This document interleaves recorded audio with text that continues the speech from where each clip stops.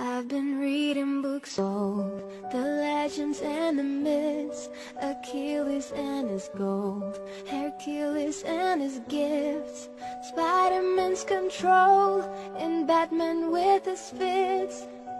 And clearly I don't see myself upon that list. But she said, where'd you wanna go? How much you wanna risk? I'm not looking for somebody with some superhuman gifts, some superhero, some fairy tale bliss. Just something I can turn to, somebody I can kiss. I want something just like this.